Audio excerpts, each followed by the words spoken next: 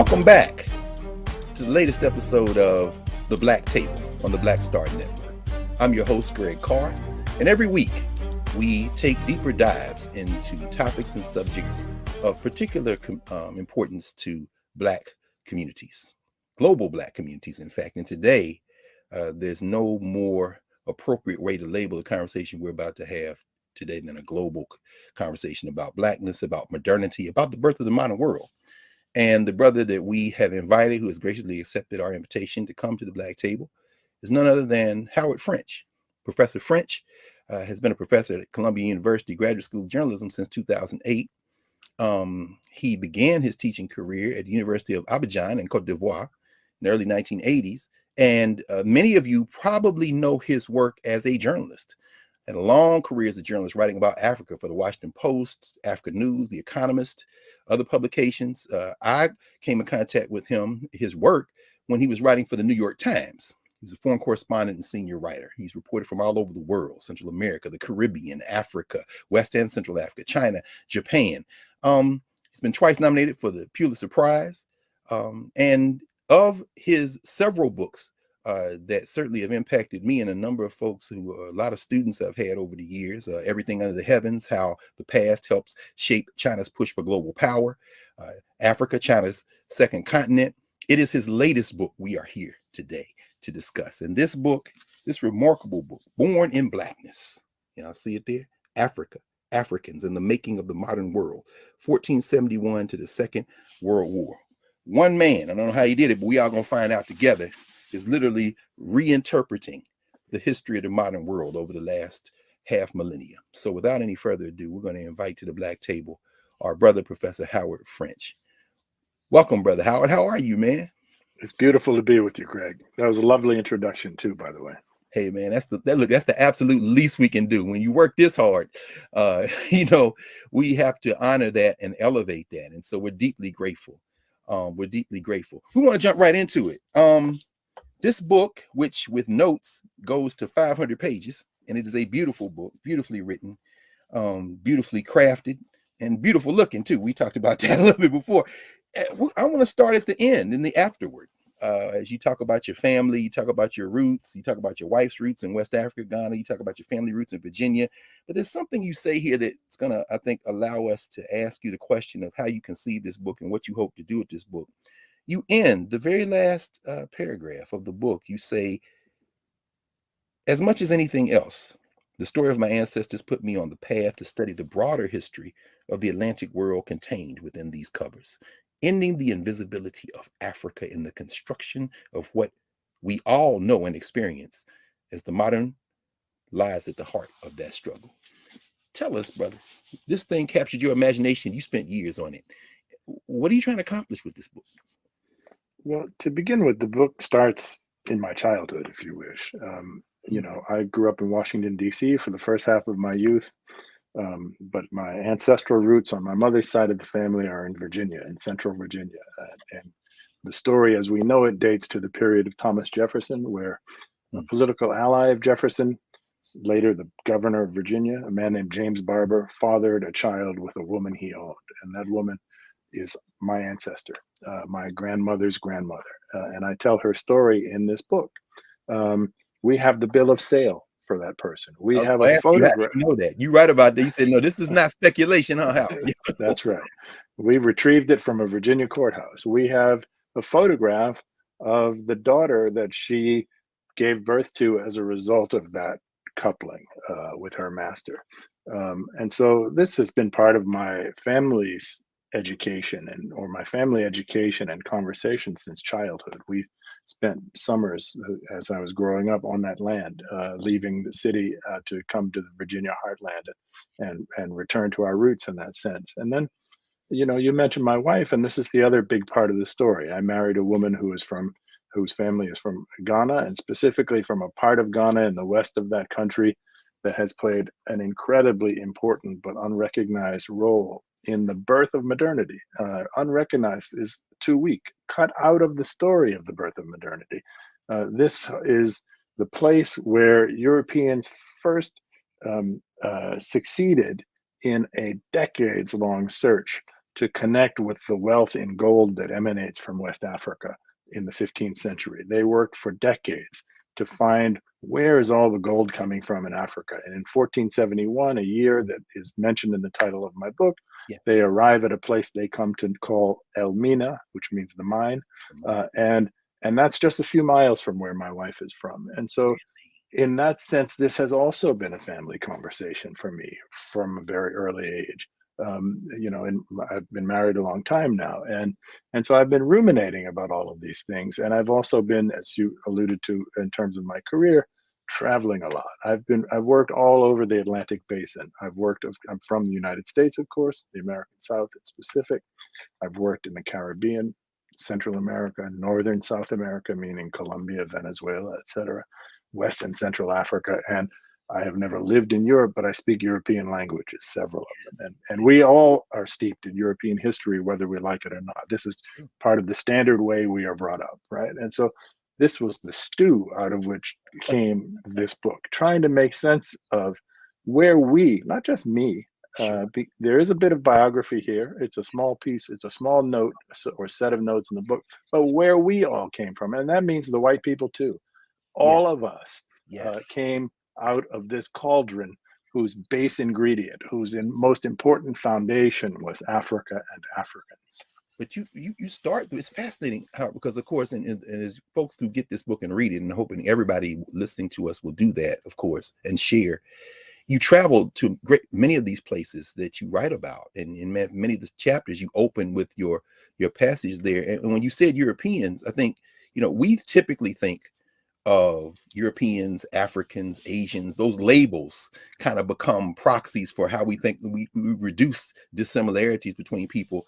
And as you talked about Ghana and your wife growing up right there, I think about the fact that, of course, Ghana has this robust trade, a robust tourism industry. And so many of us who want to connect with our roots, I mean, I've been to Ghana, and I know, and maybe many of the tourists don't know when they get there, but learn that Cape Coast and Elmina are two different enterprises. And what you do in this book beautifully, it seems to me, we'll talk more about this, of course, as we get deeper into the conversation, you disaggregate Europe. I mean, I think about Cedric Robinson in his book, Black Marxism, where he opens one of the chapters and says, for all intents and purposes in the 15th century, Portugal is a metaphor. And I'm like, that always stuck with me. But when you say Elmina, when you go through, it's almost like a relay race. You have the Portuguese, then you have the Dutch, and then the Portuguese get chased, and they're going down, and then the English come in and take the thing from them, and they set up, is it Cape Coast as a kind of competing? They don't want to deal with the Elmina traffic. I mean, could you help us understand what we miss when we don't take the time to give granular attention to these labels that we often think about when we're thinking about world history, if we think about it at all? Sure. Let me try to go back to near the beginning of this story in answering your question. Okay. And I'm going to pick up on the Cedric Robinson quote that you use. Portugal was literally nowhere in Europe in the 14th century. Portugal was a brand new kingdom. I mean, no offense to Portugal or to Portuguese people, but it was a brand new kingdom and a very poor place. There was nothing special or remarkable about Portugal. Portugal broke off from proto-Spain. Spain, under that name, didn't exist yet. It was a bunch of kingdoms, the most powerful of which was Castile. Portugal breaks off, and Spain wants to recapture it. And Portugal is desperate for some kind of economic means to get onto its feet and be able to resist Spain. But because Portugal has no face onto the Mediterranean Sea, which is the traditional sort of highway of trade for Southern Europe, right, toward the east, Portugal says, we need to find another source of commerce. And Portugal becomes obsessed in a way that is totally cut out of the story of the birth of modernity with Africa. The normal story we are told is that the Europeans were hell-bent on finding a maritime route to Asia. And if Africa is mentioned at all, and it usually isn't, but whenever it does come up in these sort of standard accounts of the birth of the modern world, Africa is presented as a mere obstacle. It's inert. It's historically unimportant. Africa needs to be circumnavigated. In fact, The Portuguese, knowing about the story of Mansa Musa and of the incredible amount of wealth known to exist in the heart of the Sahel region of West Africa, the Portuguese sort of fixate on the idea of connecting with West Africa as what I like to call their moonshot. This is their long odds bid to get onto their feet so that they can resist Spain and become strong. And so in the early 1400s, they set out down the coast of West Africa. They're not looking for Asia. They're looking for West Africa. And they have to overcome their superstitions and their technological limitations. And by 1471, they arrive in the place they call Elmina. And lo and behold, even poor people in Elmina are wearing gold. And so they figure out, oh, this is where the gold is, right? It is this discovery that sets everything in motion. Okay, I'm sorry. Go ahead. Go ahead. No, I was going to ask is, I mean, the way you open the book, and I think about the Museum of African American History and Culture, which, although Africa's history is obviously much older, when you go to that bottom floor, they have those parallel tracks where you see Europe and Africa at the same time. But you make a powerful point in the first part of the book, and we'll come back after the break and continue to talk about this, where you basically say Europe really doesn't have anything to trade. Any of those places up there. Asia is on the move. You make this whole connection between China, and there's a moment in time where you say if the Chinese had continued doing what they're doing, they're bringing giraffes back to China from East Africa, you know. But you talk about how they begin to venture out. You talk about Prince Henry. You talk about, and you make a distinction between that. Is it the Aviz dynasty and the Ming dynasty? It's like the choices that become the choices we now attribute to Europe and this European miracle are really informed by the places they can't go, the things they can't produce to trade with, and their obsession with getting things that they don't have anything of. When you say people are just wearing gold, I mean, and you bring Mansa Musa in very early as symbolic of that. He's even on a map. In fact, there's a Museum of African Art has an exhibition right now with a reproduction of the map, which of course you put on the cover of the book. I mean, that's right. Do we have to rethink even what we think about in terms we think about this European genius? And I mean, as you're narrating this, just all that comes to mind. We absolutely do. So the Portuguese arrive in Elmina in 1471. Elmina is in the modern state of Ghana, right? They know there's an incredible amount of gold there, but the Portuguese don't have a rich material culture of their own. All they have to trade is cork, dried fish, and salt. And so the Ghanaians, as we shall call them in this conversation for simplicity's sake, say, sure, we'd be willing to trade with you, but the stuff you have is of no use to us. And so the Portuguese go back to Europe with some other goods that they had acquired along in other parts of the West African coast, pepper and spices and things like that. And they establish for the first time trade circuits within Europe that are totally left out of the story of modernity. The Portuguese go trading these goods to Germany and to the Low Countries in order to get goods from those places in Europe that the Africans will be interested in. And then they come back, the long sea voyage back to Elmina, and they establish this trade in gold with Elmina. And Elmina then, this commerce in gold, in which Christopher Columbus participated 2 decades before he ever sailed across the Atlantic. Man and boy, I sailed the Guinea coast, as he wrote. That's right. That's right. Vasco da Gama, the man who discovered, as they say, the route to India. All of these famous voyagers, they are working for the Portuguese in this era to pilot ships in the trade with Ghana. And this trade is so important that a number of very important, sort of historically speaking, central things begin to happen. First of all, Portugal, poor and weak, gets 25-30% of its crown revenue in that first decade solely from trade with Elmina. This is how Portugal is established as a secure and prosperous nation. It starts in Ghana, with the gold in Ghana. Spain goes crazy with envy. Their whole project had been to reabsorb Portugal.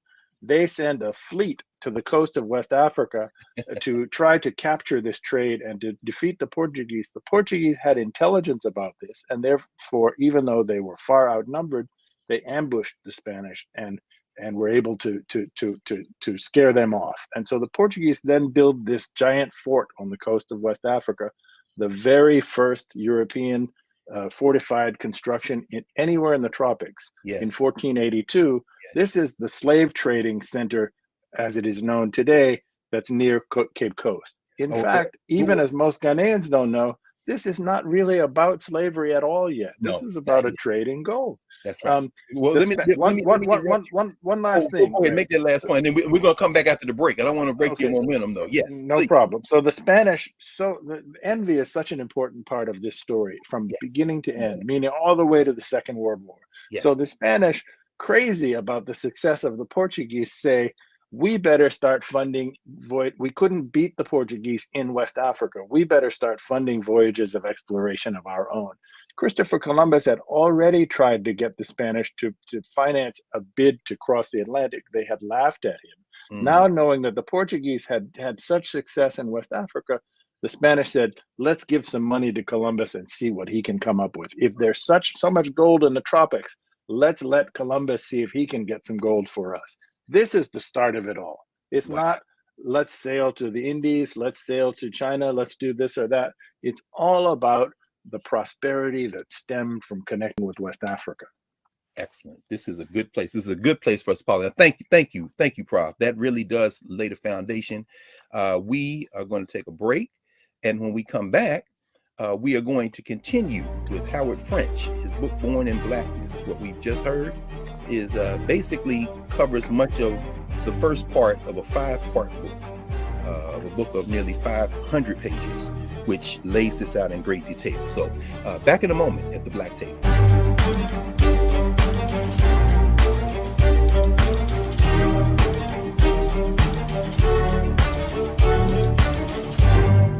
Time to get paid, blow up like. Fan-base exclusive audio rooms are here. Now tap, talk, and get paid. Monetize your live podcast and most engaging conversations.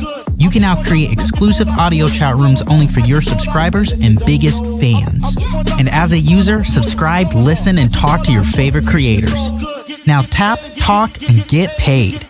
Because everyone's a fan of something, and everyone has a fan base. I'm blowing up like you thought out, and if you don't know,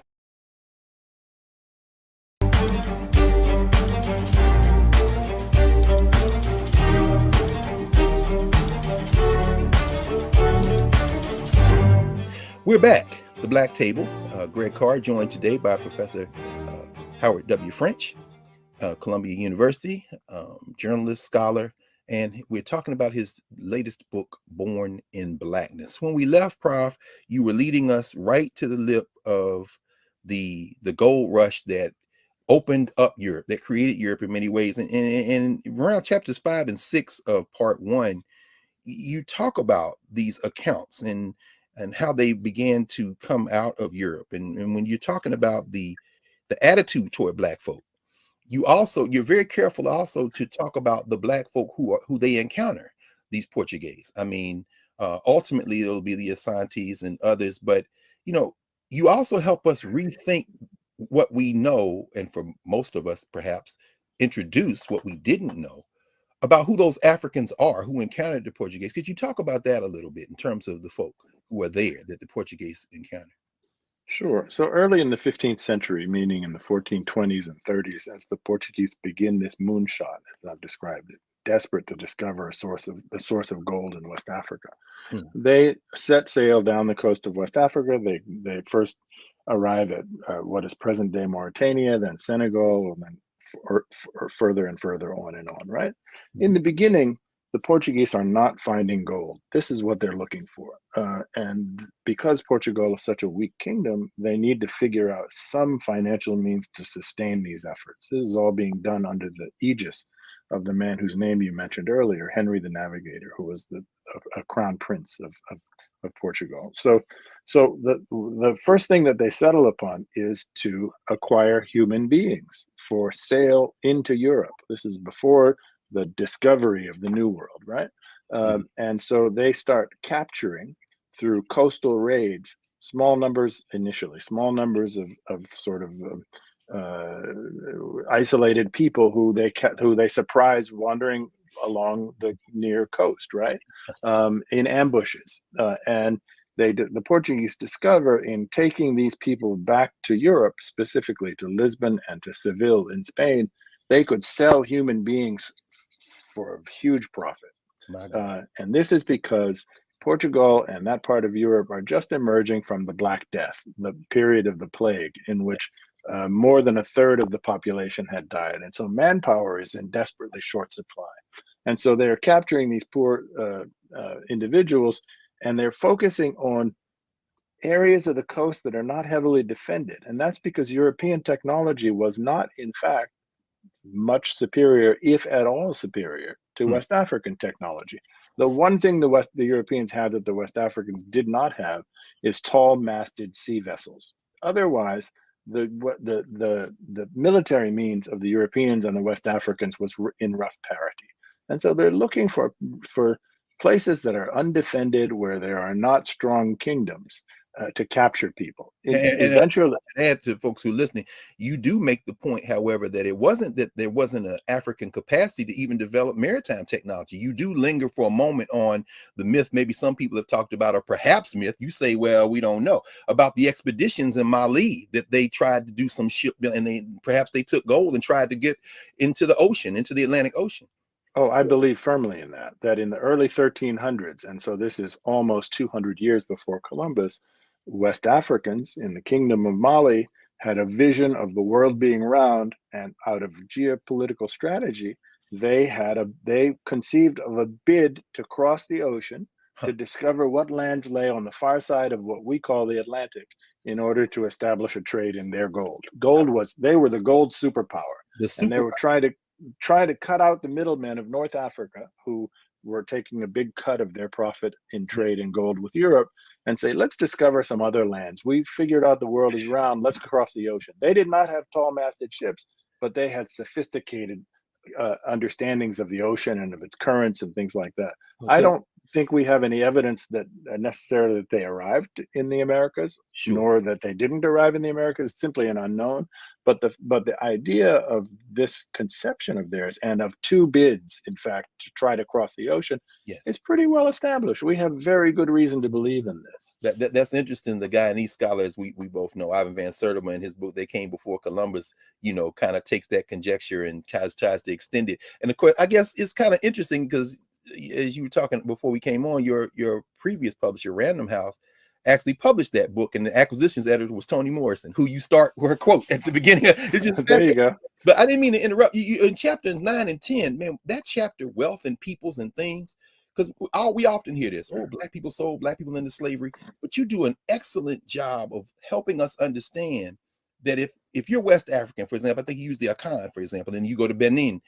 If you've got a lot of land, but you need people to work the land, the wealth is actually in people and not things. And so there's this thing that begins to emerge, and you really explore it in later sections, where this class dimension comes into play, where Africans, once the Portuguese have gone beyond the people they're randomly capturing and start negotiating and then trading for centuries, this exchange in people, do you think there was a common understanding of enslavement between these various different groups of Africans? And I mentioned another thing. You talk about John Thornton later in the book, and I'm reminded of Walter Rodney in The History of the Upper Guinea Coast, where he says, y'all can't say that slavery here was like slavery other places, but, and drawing from Thornton, and as you kind of tease out, it probably depends on what type of African society you're dealing with. You can't just put a blanket over Africa and say all these societies were the same. I mean, could you help us understand even the question of wealth in people as opposed to wealth in things, and how this plays out?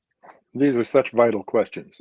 First of all, linking to your previous question, the Portuguese quickly discover that these coastal raids that they're doing is costly to them. They're not strong enough to impose themselves uniformly along the West African coast. And every time they raid someplace, they're losing men, right? And so the Portuguese finally, as they venture further and further, discover that there are really well-organized societies here and there along the coast, and that a smarter strategy for them is to negotiate trade. This is before they had discovered gold at Elmina. And so let's negotiate trade with the Africans in human beings. The Portuguese figure out there's a lively interest in buying human beings, let's call them slaves, into Europe. In fact, eventually 10% of the population of Lisbon and of Seville in Spain become African as a result of this trade. The question is often asked to me, much as you did, well, so doesn't this mean that Africans are equally culpable for the slave trade, or that white people have nothing to be ashamed of, or that this was nothing unusual, or why are you laying a guilt trip on us? about this thing, there's just all this peremptory questioning about the basis of the slave trade. Africans, a few things need to be said. First of all, before the establishment of truly extensive links between Europe and Africa, Africans didn't think of themselves as African. It's a hard thing for us to wrap our minds around, right? If everybody is Black that you will ever encounter in your life, Blackness is not a feature. That's Blackness is just Blackness. That's just you, what you human make that beings. point. You make that point with the ruler of Dahomey. It's like, look, all these people look the same. All we're doing is Right. defending ourselves. I mean, it's fascinating to when you bring that point up, man. Well, I'm Right. sorry. So Blackness, like whiteness, emerges from this clash of cultures and these encounters over time. Second thing that needs to be said is, worth in people as opposed to in money, right? This basis of African trade. So the Africans, even hundreds of years after the first sale of slaves by Africans to Europeans, Africans have no conception of what use Europeans are making of enslaved people.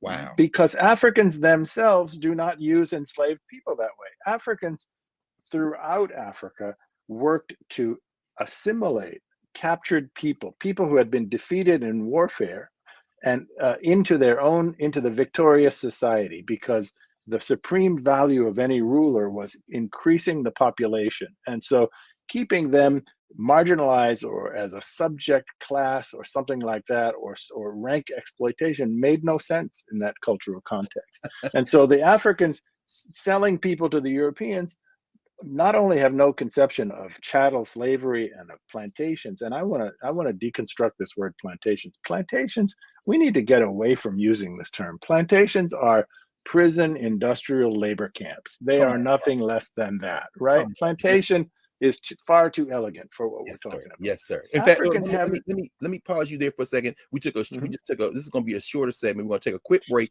When we come back on the other side, please continue in that with the point you're about to make, and we'll be right back at the Black Table. Greg Carr, Howard French, born in Blackness. Back in a moment.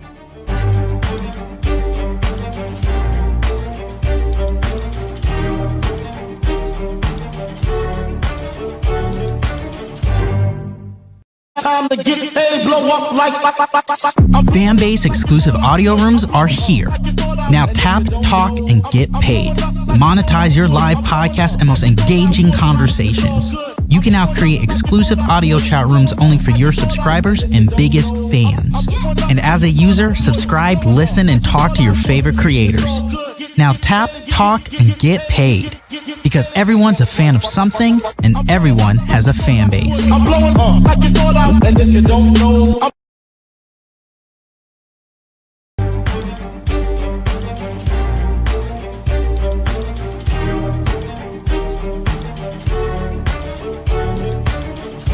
Welcome back to the Black Table. I'm Greg Carr here on the Black Star Network, and we are in the middle of one of, if not the most important conversation Black folk need to have when it comes to historical memory, the birth of modernity and Africa's place, with Professor Howard French. Prof, when we left, you were just leading up to the creation of these prison industrial death camps, these labor camps, these plantations. And again, you all have to get this book. It's almost 500 pages. How do African people get pulled into this huge complex? And I'm thinking now about near the end of part 2, we talk about the end of the world and pathways and becoming Creole. You make this point on brassage and creolization, and how Blacks become, I think the phrase you use is the unabsorbed catalyst of this. I mean, could you talk? I mean, are we at the moment now where this thing just begins to explode exponentially in terms of these European countries that are going to use Africa as a piggyback ride into modernity? Or Sure. So as Europe begins to subtract people from Africa and to put them to work in these new institutions that they established in the New World, which I'm calling prison industrial labor camps, Europe begins to obtain wealth on a scale that's never been seen before in human history. This is the most, I argue, the most important economic advance in the modern age prior to the Industrial Revolution. This industrial labor camp model produces far more wealth than the Spanish acquired. So the most famous stories we have of European wealth acquisition in the early modern age is the Spanish conquistadors going here and there in South America and Mexico and defeating vast empires and then carting off huge amounts of gold and silver in their galleons, right?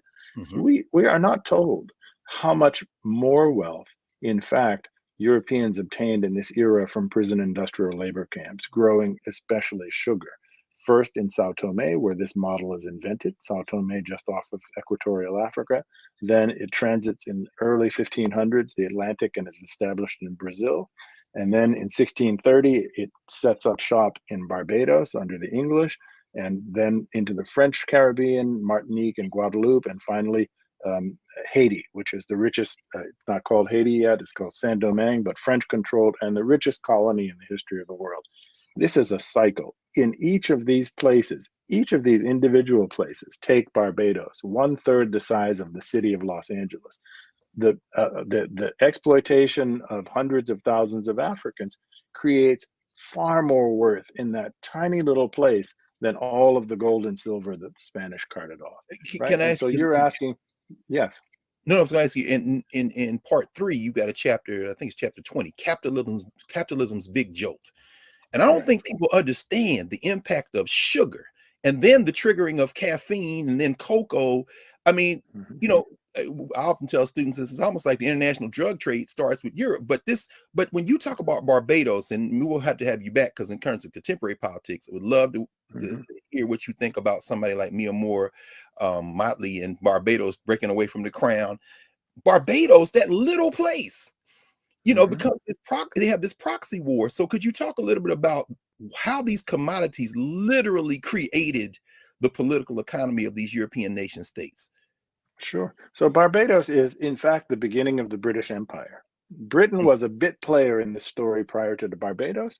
Sugar is an extraordinarily rare and lucrative luxury item.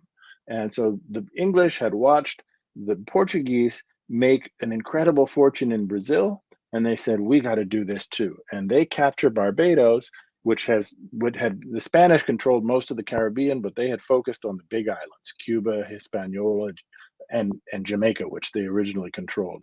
And so the English said, okay, these smaller islands close to South America, the Lesser Antilles, we can take over these and start this model. This is where England's wealth and preeminence in the world begins. This is the very foundation. It's in that tiny place of Barbados.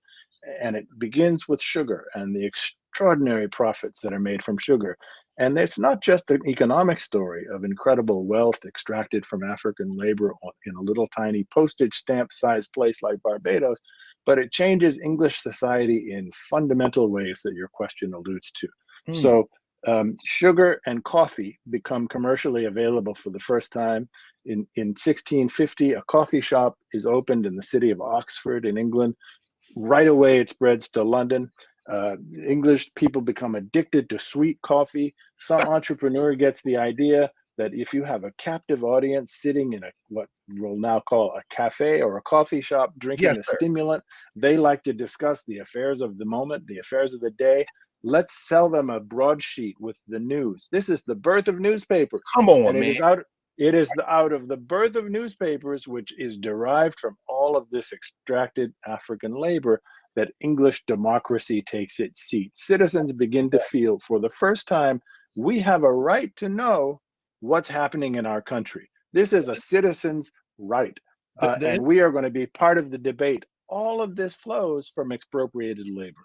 so the intellectual class, the leisure class, even the people working in the factories who can now work longer and produce the wool because they got caloric intake as a result of sugar. While Correct. all that's going on, you make a fascinating point about the technology and the intellectual work behind extracting labor that is worked out in Barbados and then comes to Jamaica, and the French are doing it and as I was reading and I'm thinking, you really have laid the foundation for how we should even reimagine how we think about labor in a modern capitalist society. They're working the hell out of these people, and ultimately dehumanizing labor becomes a foundation in modern capitalism. But that stuff's worked out in the plantations too. Well, the like you said, the prison industrial camps as well, isn't it? Yes, and that's why I insist on that term, because this is a new form of labor organization. First of all, chattel is new. In other words, the reduction of human beings on the basis of race to the state of bestiality. That's new.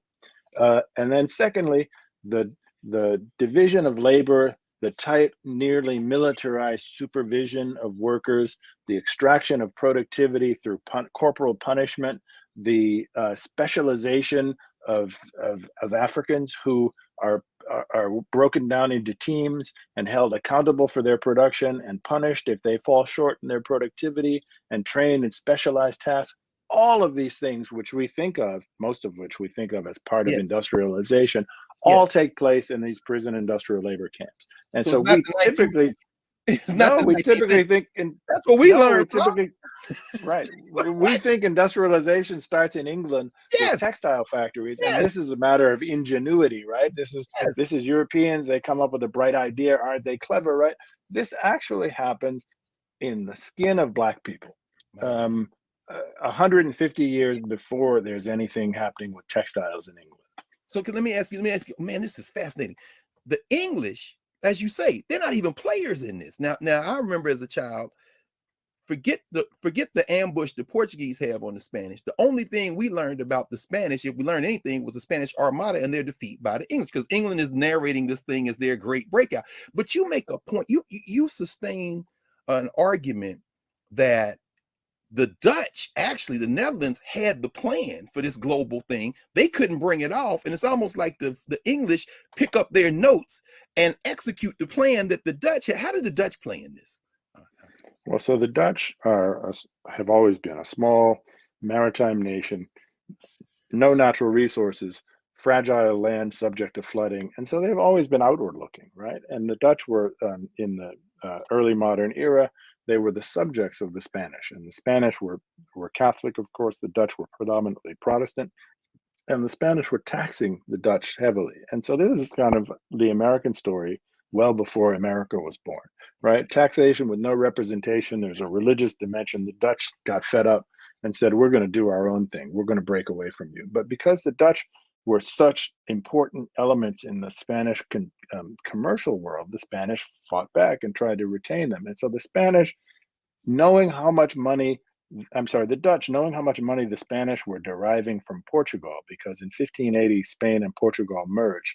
The Dutch didn't attack Spain, they attacked Portugal. And they went to Brazil and they stripped off Portugal's sugar colonies in Brazil. They knew this was the secret of Spanish wealth. And so the Dutch then say, okay, let's run with this. We've got Bahia, we've got Pernambuco. Let's establish some colonies in North America, namely in New York, because these places in wherever sugar grows, the land is so valuable from the productivity of enslaved people, it doesn't make sense to farm anything else. It doesn't make sense to produce anything else. And so New York is made as a supply colony for the rest of the Dutch sugar world, right? And that's why they have New Amsterdam before New York. Yes, that's New Amsterdam, right? So the Dutch have this integrated idea of what empire should look like, and this is what the English see the Dutch success and say, we can beat the Dutch. We're bigger than them. We're also a maritime player. Let's build up our naval power, and we'll take them on and just steal their model. And so that's exactly what the English do. It's amazing, and of course, as you talk about in the book, I mean, Jamaica becomes their Haiti of sorts. And I laughed out loud, man, in reading that chapter, A Few Acres of Snow, where Voltaire says, look, man, Canada, man, you can't grow nothing up there, just a few acres of snow. But we're going to pause here, and we have one more segment. We do not have enough time. I hope you all understand how much everyone needs to read Born in Blackness, particularly Black people. And when we come back from the break, how we really want to explore who needs to read this book, why they need to read this book. And as we're listening to you, you also narrate the story of Black resistance, which is so remarkable. So when we come back after the break, we're going to continue our conversation with Howard French, Born in Blackness. The Black Table, Black Star Network, back in a moment.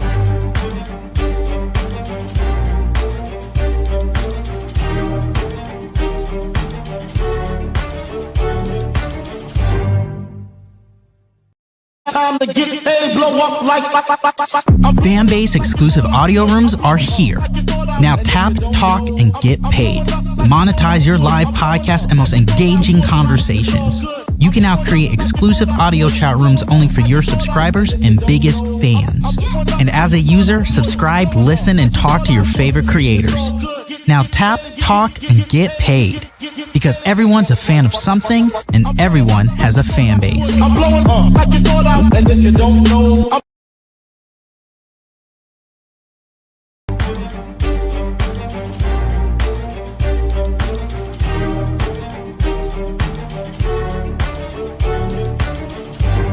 Welcome back to the Black Table. I'm Greg Carr, Black Star Network. We're joined today by Professor Howard W. French. We are discussing his latest book, a remarkable book entitled Born in Blackness. Prof, I'm so sorry in advance. We really don't have enough time, man, because we haven't even gotten to the fourth and fifth sections. So I want to ask you, I'm sure a lot of people, particularly Black folk, are thinking, well, did we fight back? Did we just take a L? And I'm thinking about, even in contemporary ways, as you discuss the way that these African societies develop, you talk about the toll that this type of thing had on the continent of Africa, how it disrupted African societies, created mistrust and fear that echoes to this day, created the population. But you also talk about resistance on both sides of the Atlantic. Could you speak a little bit about how that resistance looks, including those chapters in the last section where you really get into Louisiana, Mississippi? You really see this widespread resistance. Thank you for that question, Greg. Let me just start by sort of saying who I wrote the book for, right? Yes, Who I wrote the book for is in part a story of resistance. I wrote the book for everyone. We are all, whether we're black, white, red, yellow, or whatever, the inheritors of modernity, the modernity that was created in this cauldron whose fire consisted of Africans and Africanness and of the labor extracted from Africans. And we need to place this back into the center of our history, right? But I wrote this book in specific with the desire to persuade African Americans of the urgency of reconnecting across borders with the bigger, broader history of Blackness, and to understand that resistance for us as a community consists not only of fighting our national battles and existing parochially. We got our hands full in this country, but we have to overcome the idea of resisting in a parochial sense, meaning, just fighting local battles. That resistance consists of connecting across frontiers and reestablishing the urgency of what unites us via this history across regions throughout the Atlantic, as opposed to the particularities that make one community special or distant or different or distinct from another. Like, I'm West African, or I'm African American and you're Caribbean, and therefore we're not really the same thing. Resistance consists in part of getting rid of that kind of thinking. Okay, now back to your question explicitly. Yes. Resistance is part of begins at the beginning of this story. So in Sao Tome, where the slave and the prison industrial labor complex is invented in the early 1500s, there are uprisings. There was a ship mutiny in some of the first ships brought from mainland Africa to that island by the Portuguese. Enslaved people rose up and killed the Portuguese crew. They didn't know how to sail the boat, but they were close enough to the shore that enough of them survived to swim ashore and establish a community in the forest in the southern part of that island, which thrived for almost 100 years before the Portuguese learned of them. And they connected with the enslaved populations on the island and nearly overthrew the Portuguese. So this is from the very beginning of enslavement. You mean and to tell me that, sorry? No, I was going to say, you mean to tell me that even when we do learn about the Maroons, and as you write about the Maroons in English speaking, the Marunage, or as you talk about in the Quilombos in Brazil, you mean to tell me that those first communities were not in the West Atlantic, but literally off the coast of Africa? Just off the shore of Africa. Africans at every moment of enslavement resisted enslavement. Wow. And they still tell those stories. When I read the chapter, you said they still tell those stories there. That's right. I drove up. No tourists go to Sao Tome, right? So I show up in Sao Tome and I'm driving to the part of the island where those communities were established hundreds of years ago. And the school kids who surrounded my car knew right away why I had come. I didn't have to start asking them the question. They knew what their history was. And said, okay, You want to learn about this, right? Sit down with us. We'll tell you. That's And so beautiful. this is a story that continues all the way into the 19th century and the Civil War. You know, we're told most of us are taught the Civil War, militarily speaking, as largely as the affair of white people, right? There were the white armies of the South and the white armies of the North. That's right. And eventually, because the North had a more sophisticated and more industrialized economy, the North wins the war. In fact, the North won the war because Abraham Lincoln was finally convinced to allow African Americans to fight in the war. They had been clamoring to do so. They enter the war in the late stages, and this becomes a decisive moment in the history of that military contest. And we're not taught that, right? And so this is another form of resistance. Resistance is there from the very beginning to the very end. And you, I mean, I love it. And of course, everybody, you just have to read this book because we've left everybody. I mean, when you quote Dessalines and you talk about Toussaint, and if Napoleon hadn't sold them out, maybe they could have worked something out. I mean, you just go through, and then Charles Desmond, and you talk about all these rebellions, and then you end. And I couldn't help but think of August Wilson when you quoted Mary Baraka near the end, when you're talking about the gift of black folk. I mean, Wilson's three of his B's, right? Baraka, the blues, Ramari Bearden, the gift of black folk. And then you evoke Du Bois. And by the way, you all, he's got everybody in there. CLR James, Eric Williams. We've left so much to the side. Maybe, Prof, as we kind of wind to a close, you can help us understand not only the gift of black people, but the responsibility of everybody in the world to recognize in difference, there isn't something to exploit, as we see what Europe does, but perhaps something to celebrate and learn from. I mean, but those last few chapters, you really do hone in on, you know, the implications of this history for our contemporary world, particularly for black people. Could you talk about that for a little while? Sure. The gift of black people, Greg, is threefold. First of all, black people created the West. I can see people shaking their heads, falling out of their seats. What do you mean they created the West? There could have been no West without Africa and Africans. What do I mean by the West? I mean this condominium that it existed economically and politically speaking between Western Europe, the Atlantic nations of Europe, and the continental United States, what becomes the United States. It would never have happened without African Africans. Before the year 1820, 4 times as many people were brought across the Atlantic from Africa than from Europe. Those are the people who, under conditions mostly of chattel slavery, did the hard work that made the West viable as a thing, that made the American colonies viable as an economic venture. There would have been no West without this input, right? So first gift, the West. Second gift, modernity. It is out of this condominium of the West that the thing that we casually call modernity arises, that Europe and the Americas begin to ascend and separate themselves from previous parts of the world centers of economic wealth in the world, India and China and the Muslim world in the so-called Middle East and whatnot, right? This is where the wealth of the West derives from. Third thing, America. What is it that makes America America? This is a complicated question, but the most predominant piece of the answer to this question is the African American content, the African American input. It is what makes American speech special. It is what makes American music special. It is what makes American literature special. It is what makes American just the simple way we walk. I don't care what your race is. We can see this in your walk, right? And so this is what makes America a unique thing. Don't want to interrupt you, but I just want to chime in for folks who understand that this brother has traveled the globe, reported from all over the world. So when you say that, you're not just talking about something you've researched. This is a thing you've seen. There's an American walk around the world, and you say and lived.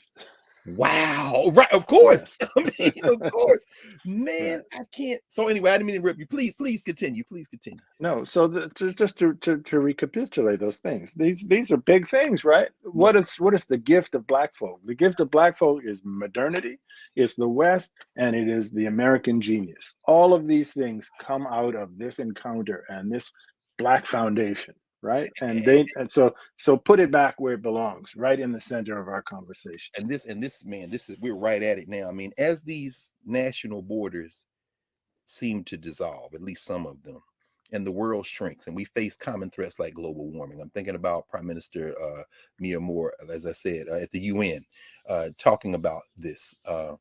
And as these things happen, what can we learn from your work as it relates to African and African American, African Caribbean, African Latin American relations? I think about Ron Walters, the political scientist, our good friend and brother, late Ron Walters, who talks about these relationships and how they have to be strengthened.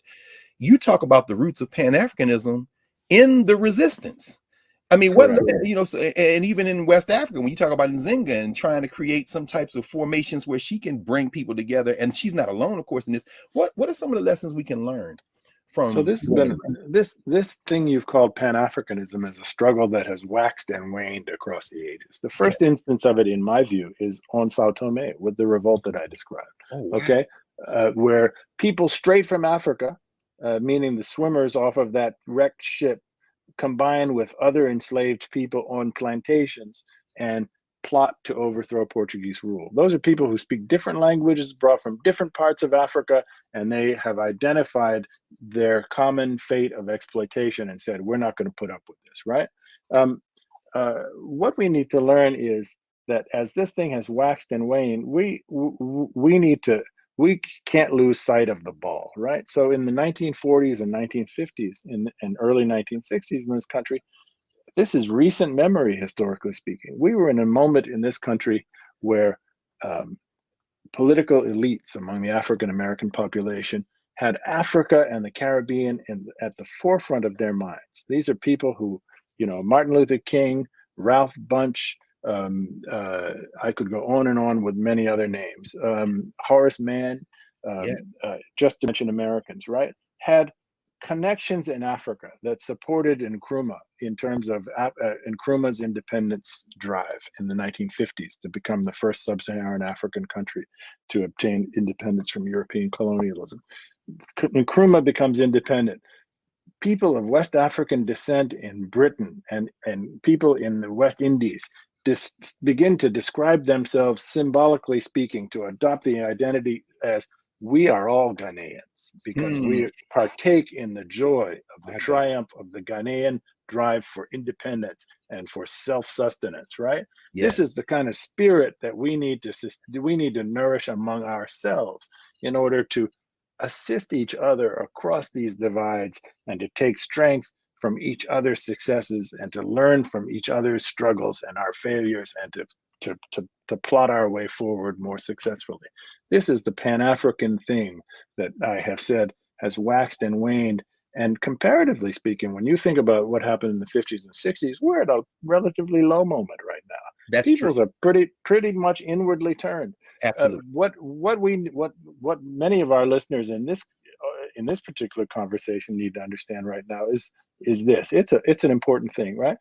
10% of the people who are permanent residents or citizens of this country who identify as Black were born in Africa. And that number is growing. That number is growing fast. Yes. Africa is itself growing fast. Yes. Africa is 1.4 billion people today. By 2050, it's going to be over 2 billion people. By the end of this century, it will be between 3 and 5 billion people. That's more than China and India combined. Okay? Check my numbers, Prof. I was reading a recent book. It's called A Scramble for Europe. And the author was making the point that at this time, he's estimating about 40% of those people in Africa are under 15 years old. Does that sound right to you? It's correct. Yeah. That is. Yeah. There's a demographic. What? There's a youth boom in Africa right now. There's a youth boom, and they're sitting on 1.4 billion and growing, and have all these cousins in the diaspora who seem determined to look inward instead of outward. I mean, we only have about a minute left, and I wanted to ask you, even because everybody's talking about the 1619 Project, and for me, it strikes as a little bit overly nationalistic. And you've got a whole section where you talk about these Africans that were with the Spanish and it came with the Portuguese. I'm wondering, how do we break out of these narrow nationalisms that kind of sometimes constrain the kind of thing you're talking about? So I think I have no criticism for the 1619 Project. Yeah, no, I'm not I think it's important, and yes, I mean that sincerely. However, it is a national project. It is a project that places American history at the center of its focus and doesn't expend a terrific amount of energy looking beyond American borders. And that's legitimate for its own purposes. Sure. My project is very different. I'm saying, let's put African Americans back in world history. Let's think of the big picture here. Let's go deep into time and talk about where we come from, and that there's strength and purpose in this, and that, you know, the American story is fine and it's great, and there's things to be proud of, and there's things to you know, shed tears over, right? But it's a small part of a much bigger story, and that much bigger story has a lot to teach us. Professor Howard W. French, when you said that, man, you know who I thought of immediately was Carter G. Woodson, who said the same thing. He said, this isn't Negro history, it's the Negro in history.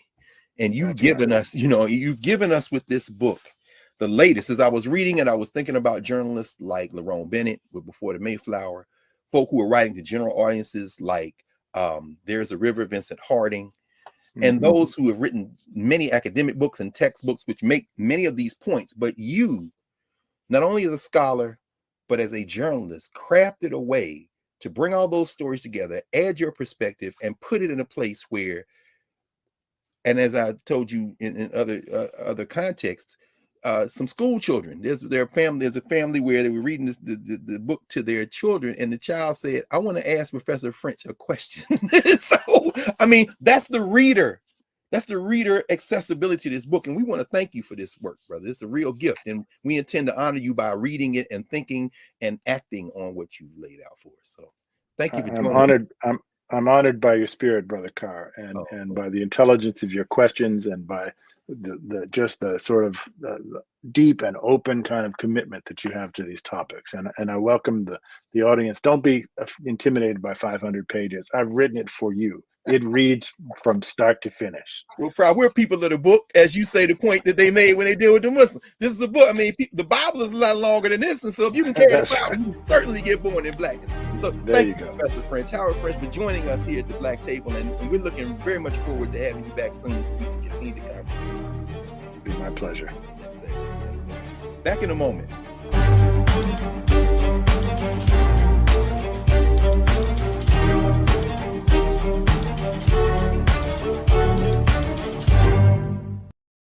Time to get paid, blow up like Fanbase exclusive audio rooms are here. Now tap, talk, and get paid. Monetize your live podcast and most engaging conversations. You can now create exclusive audio chat rooms only for your subscribers and biggest fans. And as a user, subscribe, listen, and talk to your favorite creators. Now tap, talk, and get paid. Because everyone's a fan of something, and everyone has a fan base. I'm blowing up like you thought out, and if you don't know,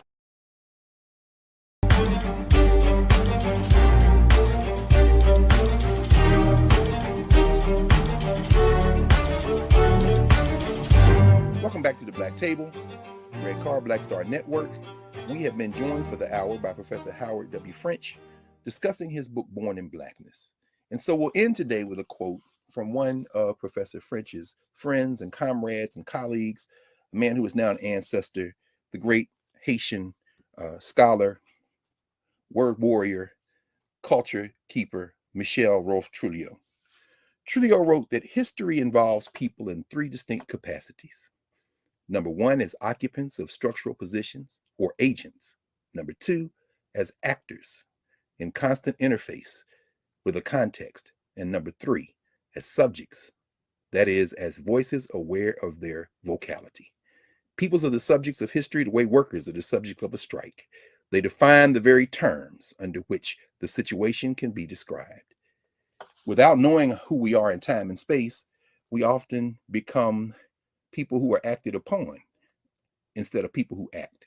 And today we spent the hour with a brother who is urging us through his scholarship, through his practice, through his model, that as we become informed, we act to create the world we want to live in. So join us again next week for the next convening of the Black Table. Looking forward to that. And in the meantime, y'all stay safe.